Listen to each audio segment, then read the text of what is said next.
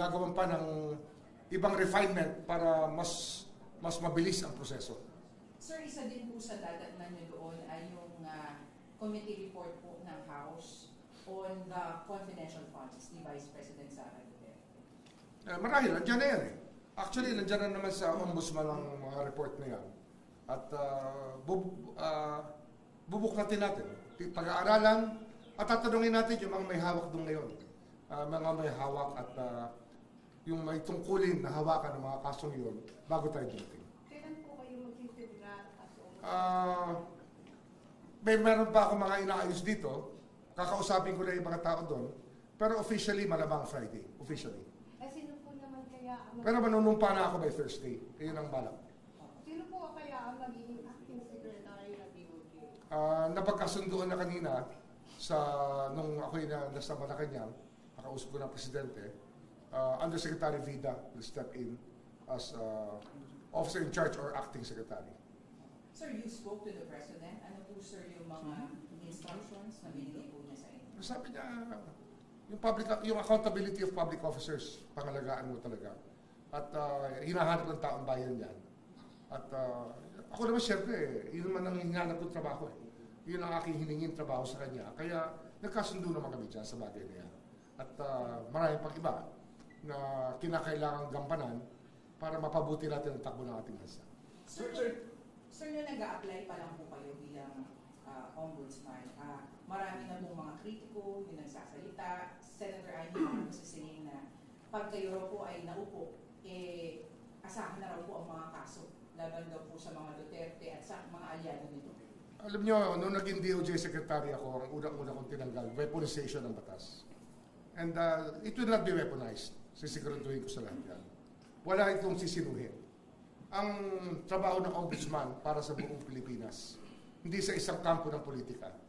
Kaya wala tayong sisinuhin dito.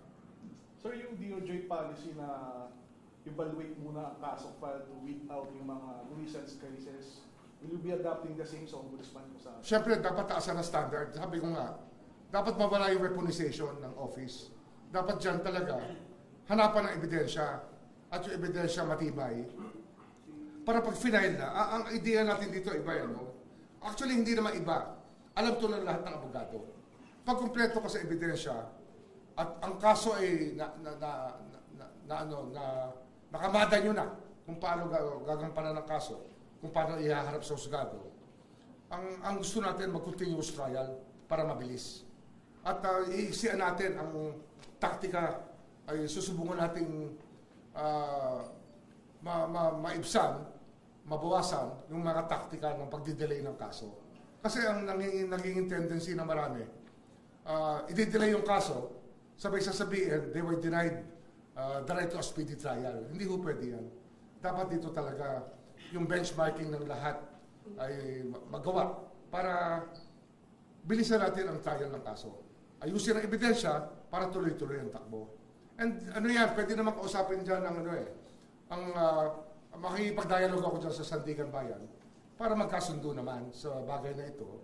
Kasi nga, ang justice system, dalawa yan, hindi naman DOJ lang yan o ombudsman eh. Ang isang parte niyan talaga ang court system. Kaya pag-uusapan namin yan para hindi na manaig ang mga taktika para humaba ang mga kaso.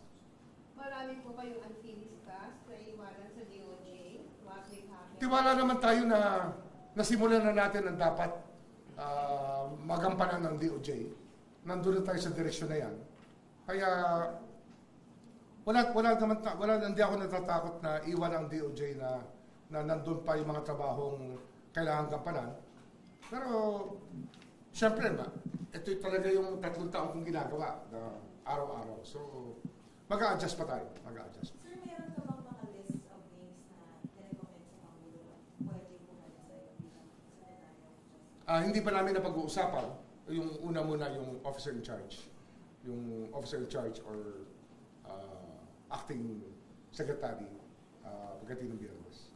So, not necessarily related sa ghost projects, pero is there any government agency that you think that the ombudsman should pay special attention to? Ano ito buong gobyerno to the whole government system is the purpose by which this office was put up by the framers of the Constitution is to make all public officers accountable. So every branch of government comes in.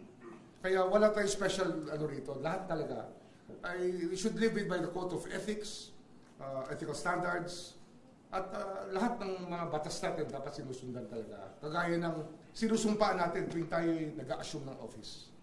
Sir, nung una po kayong umapak dito sa DOJ, sa una po natin interview, dinescribe niyo po yung DOJ na masalimuot yung mga problemang dinatnan niyo po sa sistema. How are you leaving the DOJ now? Well, hopefully that we've set the right direction for it. Marami tayo na bago na dating gawi na hindi dapat. At pero ganun pa rin eh. Ang justice system, laging catch up yan. The deadline is always yesterday. Yun ang sinasabi ko lagi. Kaya there's always a sense of urgency with what we do here in the office. That's why we go to work every day. Basta health permitting, we're here every day para gampanan lahat ng kailangan gampanan. Kasi marami tayong backlog. The backlog is always there to address.